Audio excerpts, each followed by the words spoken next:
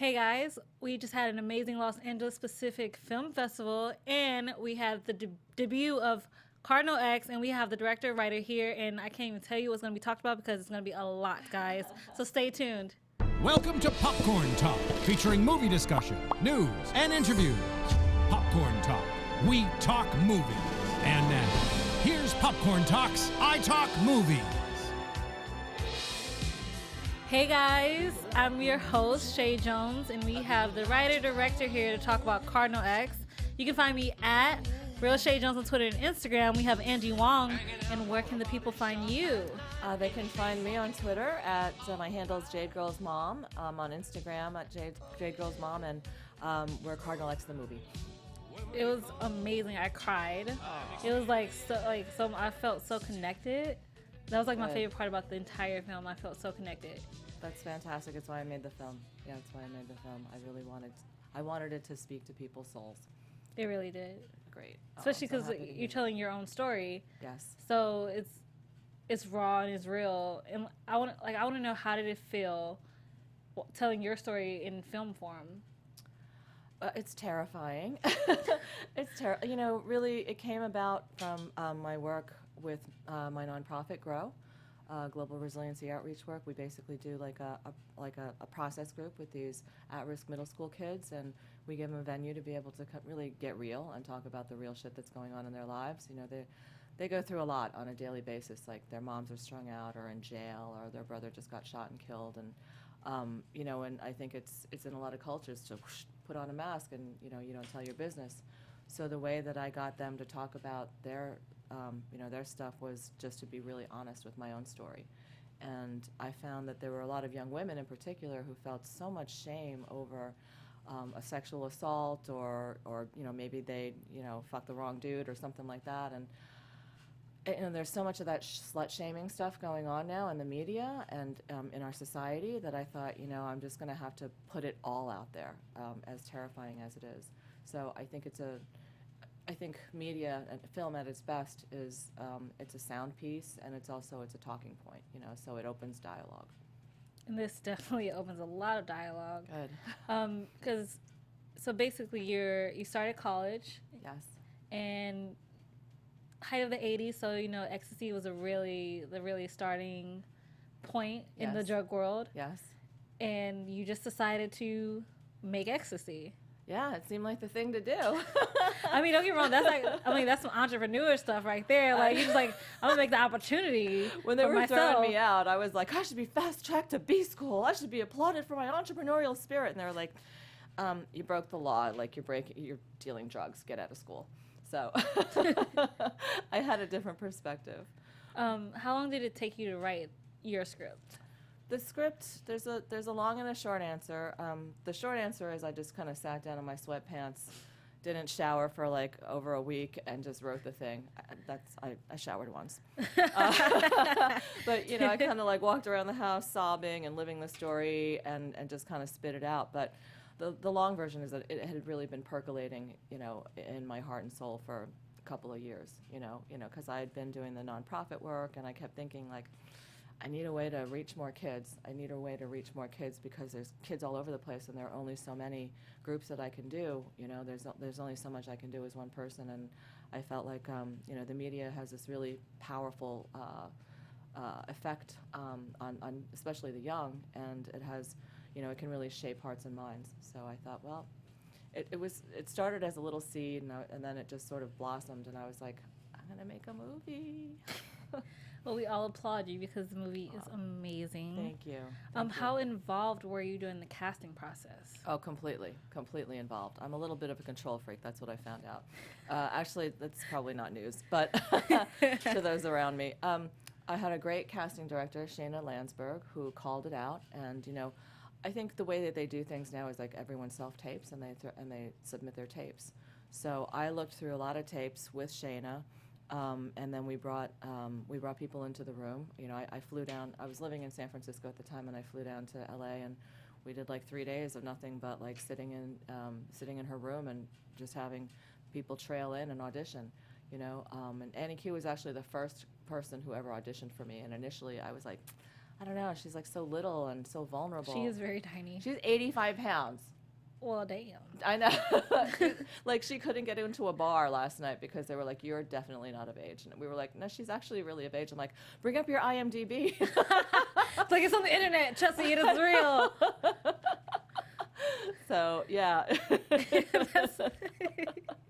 She is tiny. And I didn't have a conception of myself as ever having been that young and vulnerable. But I realized that's through the lens of a middle-aged woman.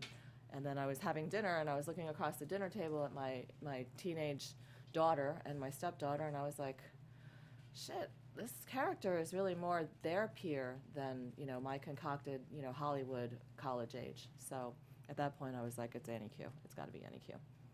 She's amazing. Yeah, she did a great job. I love the composition between her and Alex because he's so tall. And, like, Oh I my love how you God. didn't, like, try to make it seem like she was taller than she was. You could actually just tell, like, okay, so, like, she's right here, and I'm going to be up here, and I just love that composition of just, like, showing and not trying to, like, put her on, like, an apple box. She did do a little bit of apple boxing just so that they Okay. could be framed in the same shot. Because I was like, I'd be like, oh shit, he's like a fucking skyscraper next to her, you know? Because I think she, like, hit, like, mid-chest Yes, for him. yes. I'm like, can't we get her in some higher heels? But I mean, those are some sugar heels they're trying to get her to do if that's the case, because she's going to be some very, yeah, like stilts. Stilts. basically, a little bit. When we did do you remember the aquarium scene? Oh, so cute. Where she was like on him. Yes. We had to remove the bench and put them on apple boxes because she was so small that she couldn't, like, she was falling off. Oh, So wow. yes. Annie Q, it's okay. We still love you. We promise. We love you, Annie. You're amazing. So I know you talked about it a little bit, but, you know, this is your basic autobiography in film. And it's super honest, super real. And how much did the real and fiction meet up in the film? So, yeah, that's a question that people are always asking me. I would say this, that I wanted to write from a really authentic emotional place, but at the same time, like, you don't want to be bored watching college-age Angie lie around on the sofa hungover. So, you know, I condensed basically like 20 or 30 years of experience into a one-year narrative. So I would say that everything that happens in Cardinal X has happened to me, but just not necessarily in that time frame or to that specific person. Because there are some people who just didn't want a part of it. You know, like I had one friend's wife call me and be like, you better not be putting him in the movie like that. So I had to be creative and, you know, create like characters that were based loosely on this person and also loosely on this person and my experiences. So Okay, so some characters actually are just like loosely based on other people, but not all during that 1 year period. So yes, correct. Okay. Correct. So there's a part when Angie and Alex are on the pool table, Yes. but like she's getting her flashback of sexual assault that took place. Yes. And I read that you said while you're filming it that you didn't see it as like as you saw it as your fault. I did. And- And I was like a grown-ass woman. Like I was a grown woman, educated, progressive, had lived life, had a daughter. And it was shocking to me because it wasn't until my AD was like, it's the rape scene. And I'm like, no, I wouldn't call it a rape. Like she was just really drunk. And then I thought about it. And I was like, I think I got roofied, first of all. And then, you know, I just imagined it happening to my daughter or one of the girls in my group. And I was like, that's not okay. It's not okay. And I think it's the reason why I wanted to be as raw in the movie as I was. I just thought, you know, I owe these girls a voice. You know, I think that this really needs to be a talking piece. It's a powerful, it's something that shapes who you are. You know, when something like that happens, you can't move backwards. But, and I came across so many girls doing my groups who had been assaulted, and they blamed themselves. It was shocking to me that I still blamed myself as, you know, a 40-something plus year old woman. So I think that it's something that runs really deep, and it's something that we really have to look at. I mean, I tell the girls, I'm like, if you got hit by a truck, would it be your fault? You know what I mean? Like, would you be a slut because you were standing in the middle of the street? Like, that's stupid. It's stupid. And I think that it really, we as women especially, have to really be on each other's side. Like, I just don't understand when we, like, turn on each other and we snipe and stuff like that. I'm like, it's a sisterhood, you know what I mean? Like, we really need to kind of band together and support each other rather than, like, compete for dudes. Like, what is that about? Stupid. I never understood that. Don't understand it now. I was dating someone, and I had his girlfriend call me and start calling me all kinds of names. Like, I had no idea, first of all, that he had a girlfriend. And at first, I was like, bitch, you have no idea. Like, I will fucking house you. And then I was like, Ange, you're like a grown woman. Stop it. Why would you? And so I talked to her, and I was like, you know what, honey? I'm so sorry. It probably is really painful for you to hear that he's messing around. And I said, I'll tell you this from my experience. You should leave now because he's not going to change. So I think that if we can treat each other with that kind of kindness and support, that we can move through things like sexual assault and we can protect each other. But I think, right now we're still at a stage where if a girl gets raped, the dudes are going to like be fucking taking video of her and passing that around, and everyone's going to call her a slut. I mean, it's horrifying what happens. I think we saw a lot of that in 13 Reasons. Yeah, it was like a kind of a parallel in the fact that one of the characters, I'm not going to spoil it just in case you haven't seen 13 Reasons yet. If you Watch haven't, it. please Watch it. check it out. That's all we got. Watch it and talk to your parents about it. Please, because like I've heard somebody say some schools are telling parents not to watch telling the children and parents not to watch 13 Reasons Why. Yeah, so I understand the whole phenomenon of suicide at a very personal level. And there is one aspect, if you have a kid who's already like deeply, deeply suicidal, then that's triggering for them. No matter how painful you make that scene, no matter, like, they still are like, oh yeah, she's dead, it's done. So I get that part, but the part with the sexual assault, I think that is a great opportunity to open dialogue with your kids around that. And and for kids to open dialogue with your parents around that. I mean, it's awkward, you know what I mean? Especially a girl talking to her dad or something like that. Like, you don't want to be like, it's awkward, but I think it's necessary. So, I have an 18-year-old daughter, and she and I, we talk about, we probably could firm up our boundaries a little, but we do talk about a lot, and I feel really blessed because she has been in a few dark places, and I think, because she was able to open up, we could get her help. We could, you know what I mean? It wasn't a secret. So I think it's the secrets that keep us locked up in this prison of shame. And I think that, to the extent that you can, I mean, look, nobody's proud to have been raped. You know what I mean? I'm not walking around going like, that's fucking awesome. But nor am I now ashamed. It's a thing that happened. And I think it's a thing that happens more frequently than we would like to think. So Definitely. we need to support each other through it. Because that's going to be my next question of how do you feel we as women especially should be more open, at least when it comes to sexual assault, so we don't feel like it's our fault. Yeah, I think we own our sexuality. I think, we get a lot of mixed messages from the media and society, like we're supposed to be super sexy, like, and, you should kiss a girl and you should be super sexy, but at the same time, then you're a slut and you're asking for things to happen to you. So I think, I think our sexuality is our sexuality. Like, my sexuality is not based on some dude's interpretation. You know what I mean? It's funny because I've gotten fantastic reviews. I got one negative review, and the guy was like, the sex scenes were lame. And I'm like, yeah, asshole, yeah, dude, because it's not told through your lens. It's told through the woman's lens. So I think we need to own our own sexuality and not just buy into what the media or men tell us is sexy. You know what I mean? Like, we're not airbrushed. I'm not airbrushed. And I think, it's ridiculous. And I think porn really does a lot to hurt us because that's like, I watched it and I was like, that's not real sex. That's just, it's camera angles. Yeah, I think people need to understand porn is just fantasy and that's all it's supposed to be. Yes. And if you like it, that's fine and everything, but that's not what real life is going to bring to you. Yes. Well, I think, unfortunately, I feel like our humanity has been outpaced by our technology a little bit. And I think porn is just sort of like another aspect of that. And with the advent of like VR coming up, I could just imagine dudes like never leaving their house. You know what I mean? I have it right here. I have virtual reality sex. But I think, I read this really interesting article about women in this culture in Africa, and like when they, like, how here when we get our periods, Mm-hmm. They're like, you're on the rag, you're bitchy, you're whatever. It's a bad thing, right?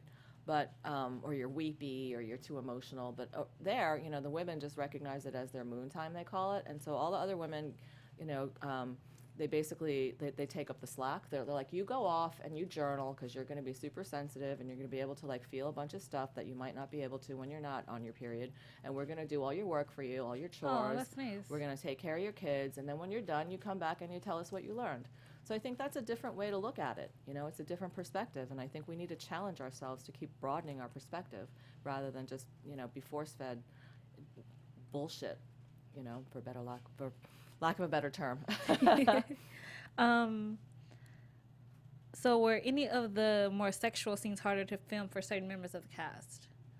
Yes, yes. So the tunnel scene, the rape scene was definitely, it was challenging for all of us. I mean, it had been a very long day of shooting, and it was like, you know, it's like 12:30, it's cold in this tunnel, we just want to wrap and go home, and we're shooting this very intense scene. And I remember the two guys, I have to give props to the two guys who played the rapists, because they brought this like crazy energy, and like, I remember the drivers were mad at them, like everyone was mad at them, like nobody would look at them, nobody would talk to them. And you know, and the energy that they brought into the scene was real, you know, it was palpable. And I think for Annie, you know, it's certainly, look, you're in a vulnerable situation, even if it's make-believe, even if you can call cut, you know, your pants are getting pulled down, you're completely vulnerable. So that was it was a tough scene. It was a tough scene. It was tough all the way around. It's funny because my friends were texting me and they're like, "It's so glamorous. You're like, you know, you're filming your life, or it's so glamorous." And I was like, I've been up for like 16 hours. I've been dining on stale Cheetos and canned espresso, and I'm filming a depiction of my 30-year-old rape. Like, yeah, living the dream. I think it's funny how some people think, especially when it comes to Hollywood, how glamorous it is, but they never really see the other side to that. Yeah.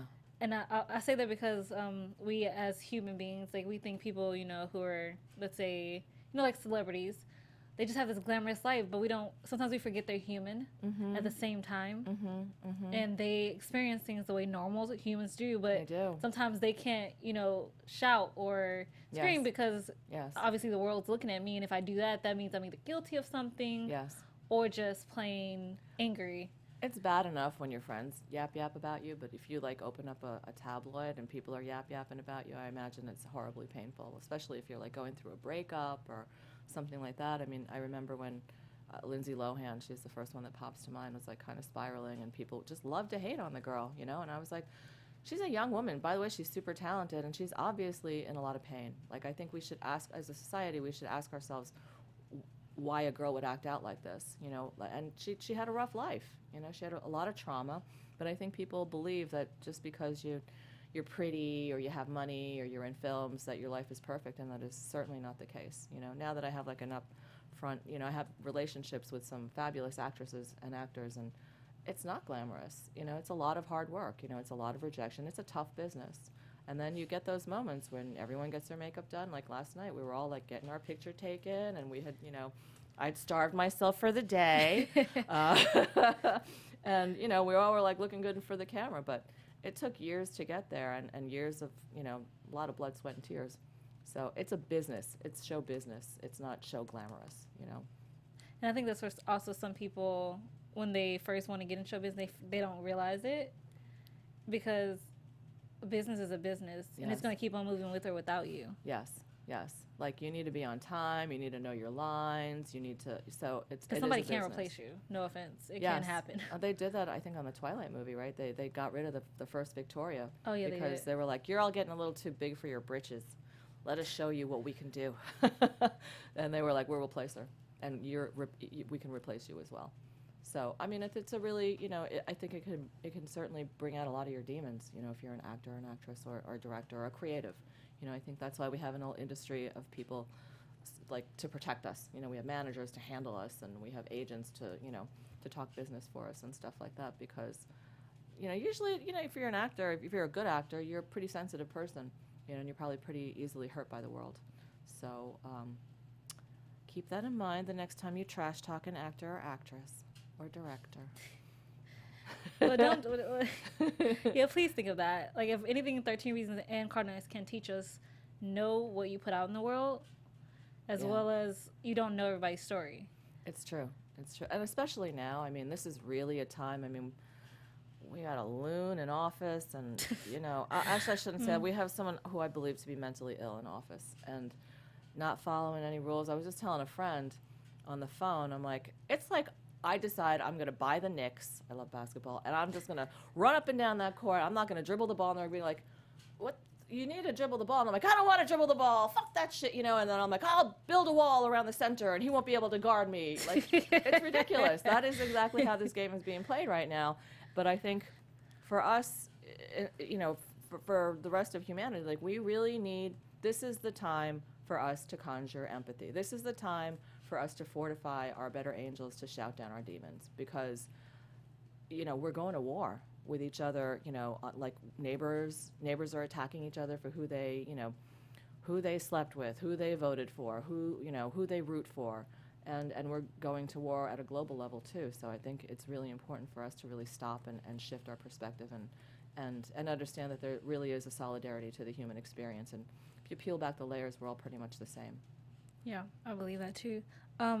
So the threesome scene, for me at least, was very interesting because I wrote, it felt like, okay, so, you're threesome, so it's like, you got the guy and the two girls, but for me, it didn't feel like the guy he was just kind of like more of a prop piece, and he was just there, and it felt more about Angie and Janine's character coming together and bonding with each other and having like a better understanding of each other. Yes, it definitely was a scene more about them taking control and them bonding. And he was just a prop. I mean, they throw him down on the bed, and then they sort of enjoy each other, and they use him for their pleasure, which I'm not saying is the right way to have sex. Maybe once in a no, I'm kidding.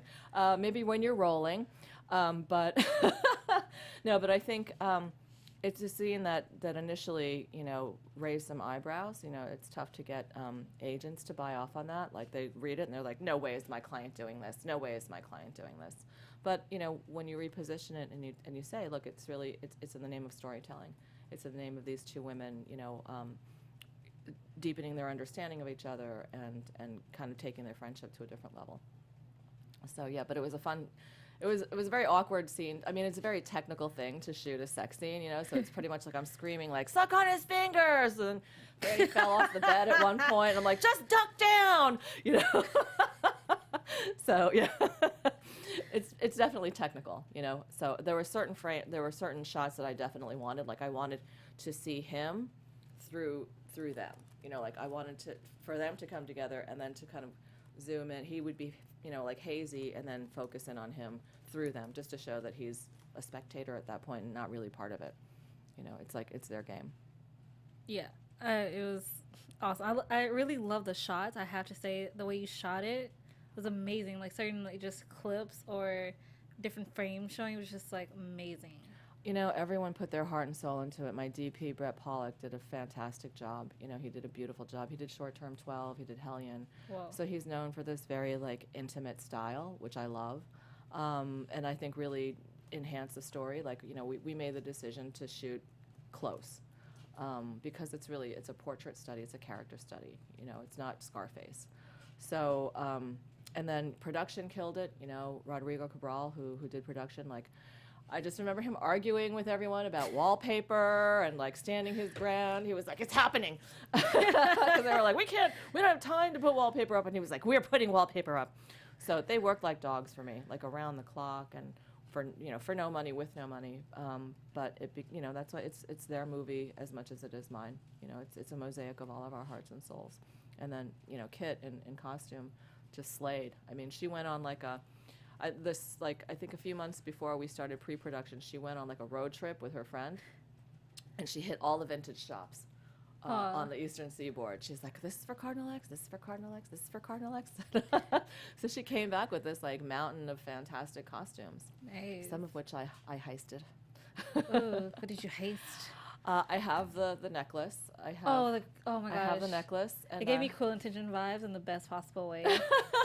Even though it was like super like bigger than like the version they used for Cruel Intention, it was just like, yes. It's beautiful. Actually, Kit was responsible for getting that made with this jeweler, so I have that, and I also have the outfit that I wore in my cameo. So Nice. It's like vintage Gaultier. It's beautiful. Fun date night. Yes. Very much so. Yes, we're going out tonight, honey. Get it. Yeah. gonna rock the skirt. You're rocking that dress. We're good today. She's killing it, guys. If you could see it, she's killing it. So for me, like, there's so many parallels in the story. It was Angie's story, but it's also about Janine's story and Bree's story and Anita and, you know, upper white crust privilege and low income African American privilege. Everybody's parallel, and you can just tell they might seem different, but everybody shared the same pain. Yes. And that was, for me, like, that's what I took the most, like, just watching it. Like, I'm so happy it was you all got connected. It. Yes. It really, you know, I wanted to, look, we all have to deal with our stereotypes, right, and expectations from people. And what I really wanted to do was lay out this palette of different stereotypes and then just sort of peel back the layers to show, you know, the common point, which is, you know, the solidarity of the human experience, you know, this common humanity that binds us all together. You know, Anita was really not that different from Mary. You know, I mean, they were both, you know, addicted. You know, they were addicts. They both loved their daughters, but they did a lot of damage. You know, I feel like Anita was doing the best she could. You know, and I think, you know, I used to think rich white people had not a care in the world. I was like, what do they got to beef about? You know, like, there's nothing. You know, you're the ruling class. You're rich. You look good. Like, what do you have to beef about? But you know, you peel back the layers, and there's pain there. So it's funny because I raised my daughter. You know, I worked my ass off so I could live in this really nice neighborhood, and you know, we lived among very privileged white people, and my daughter was raised like that. And I thought, you know, okay, she's going to have a charmed life. It's going to be fantastic. And it wasn't like that. You know, she fell victim to a lot of anxiety and depression, and you know, it really made me re-examine kind of how we were living, and you know, we had to get out of there. So I think that I'm so happy that you got that point, because that's really what I'm trying to impress with this movie, which made it hard for people to to put cleanly in a box. So for a while, you know, we had a hard time getting showed. You know, we had a hard time getting into festivals because they were like, we don't really know where to put it. You know, it's like, it's Asian, but it's urban, which is, I think it's code for black. And then it's code for black. Yeah. Anytime somebody says urban, you're just like, okay. You can't just say black. It's not a dirty word, people. It's not going to hurt your life. And if you don't want to say black, just say African American. I'm fine with either, as long as you're honest about it. Personally, it's all we're asking. Like, especially we're in 2017, you can be honest about whatever is happening. We're fine. That is the best policy. I mean, if we're honest about it, then we're not. I think the real damage comes when we try to lie and cover up, because then it becomes something weird and something else. It goes undercover and it has time to breed, and like, you know, and then it comes up and it's like some other weird thing, you know. So I think it's best just to tackle stuff straight on, you know, and talk about it and have dialogue around it. Let me try to understand you better. Let me, you know, try to understand me better. And I think a lot of that has to do with how we feel, you know. I mean, like, we as parents, we all want our kids to have a nice life, you know. And I think, you know, there are certain fundamental things that we all want, and we need, and I think we need to band together and take more responsibility for that at a higher level. You know, I mean, I think that, you know, a society's well-being is well gauged by how well their youth are doing.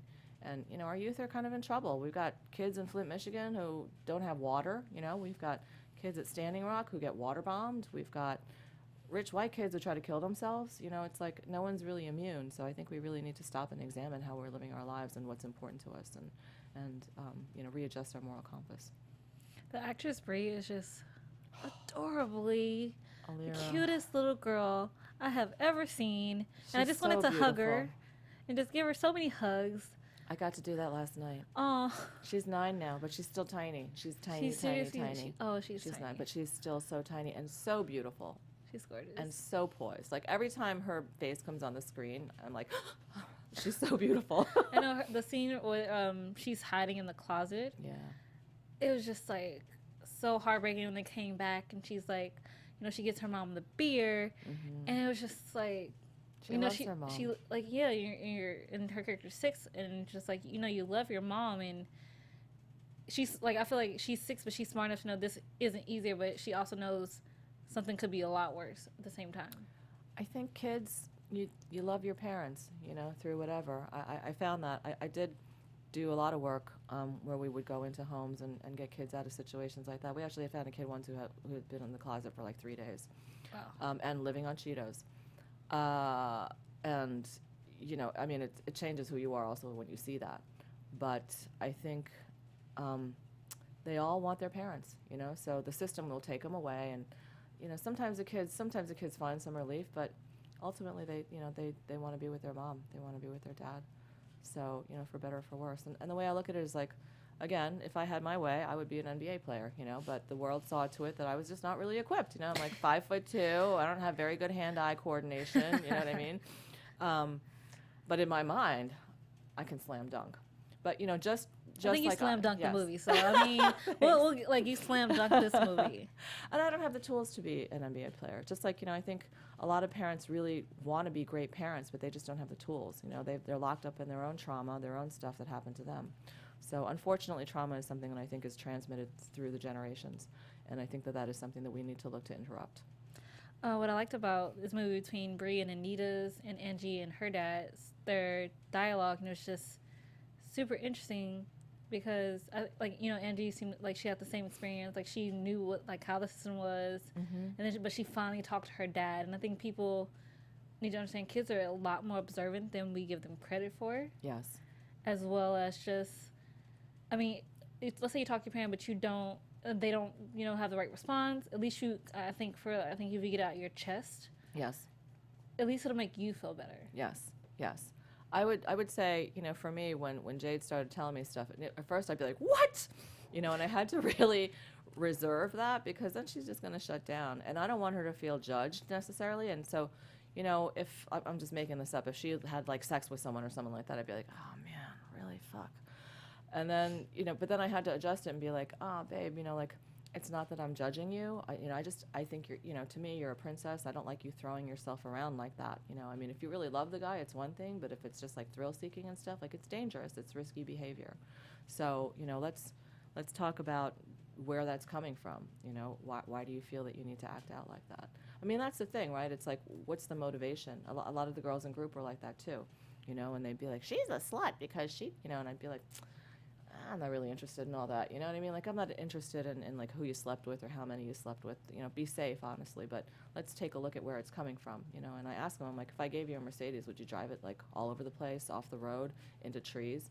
And they're like, no, we would like shine it and take care of it and put gas in it. And I'm like, then you need to treat your bodies like a Mercedes, you know? Like, take care of yourself, honor yourself. So, you know, I think those are powerful messages for young girls to hear. And it's not something that we necessarily do as a society, you know? We do a lot of finger waggling. Yeah, speaking of honoring yourself, that brings me to an amazing point because I loved in the film how you, Angie, was just so comfortable with your sexuality. Like, you didn't care. I think that's something, like, I really think is a good message for girls. Like, worry about yourself, but like own your own sexuality. It's yours. It's not.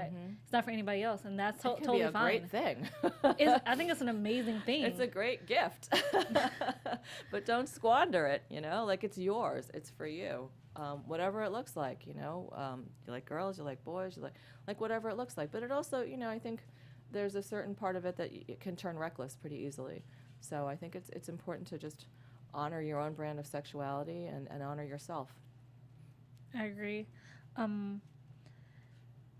So since you've been working with kids for so long and coming from broken families and not having someone to talk to, what would you say to them for like positive outlets or just to talk to anybody or just something creative to do in a way to, you know, combat with those feelings that they're having really a hard time controlling?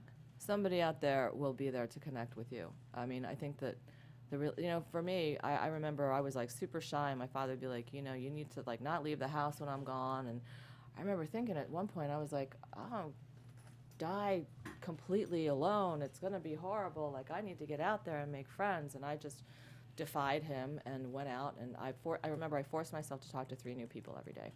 So I would be like, I would be chatting up the mailman. I would talk to the guy at the 7-Eleven who was telling me like he's gonna be retiring soon and going fishing, young lady. You know, just stuff like that. But I felt like it was good just to feel the connection, you know, in humanity again.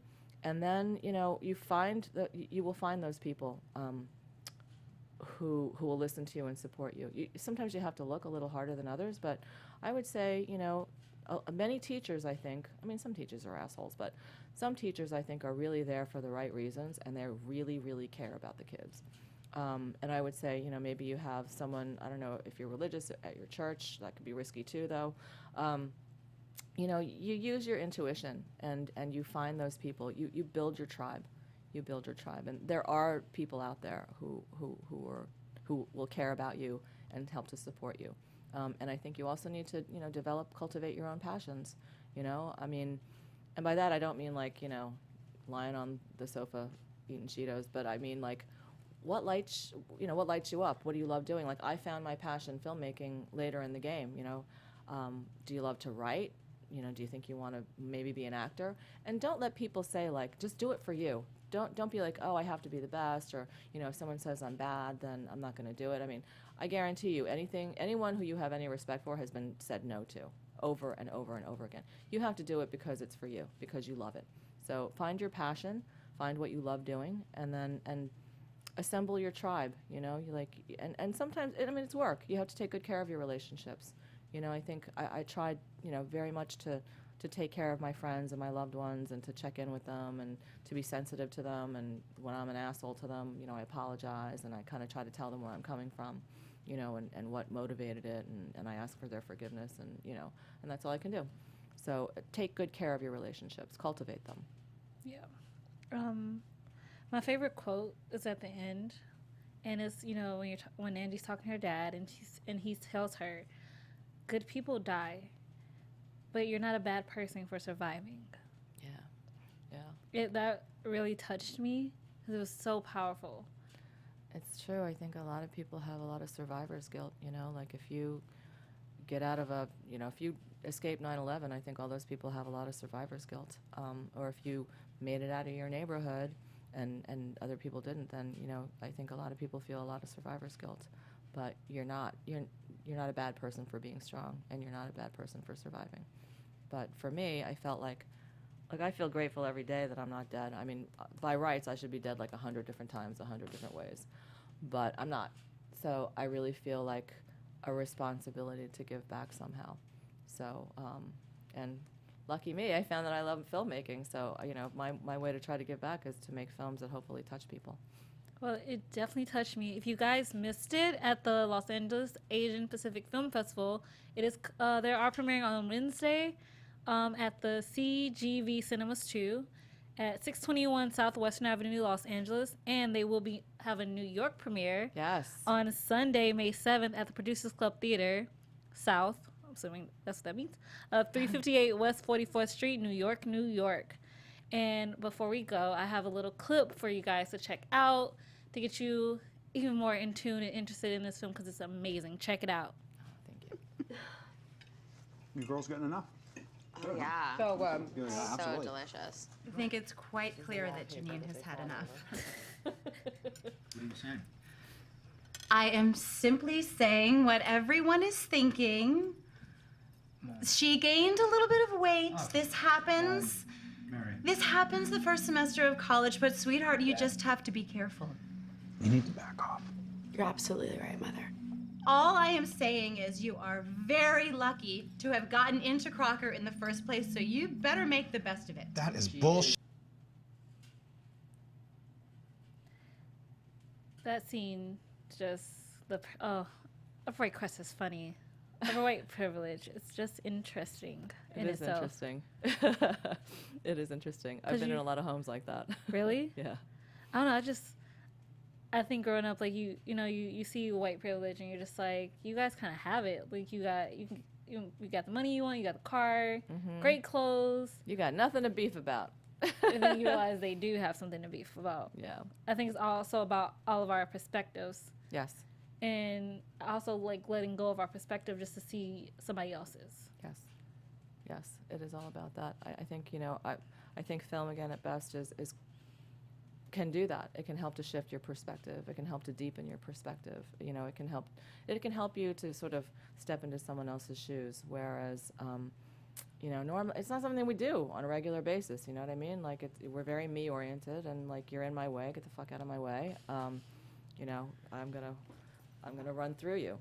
And I think to the extent that we could find a little kindness and understanding for each other, you know, it can help to heal, you know, us as a society, I think, because we're pretty broken after this election, man. Woo! I'm just gonna laugh. Yes. That is my You know, response. It's either laugh or cry.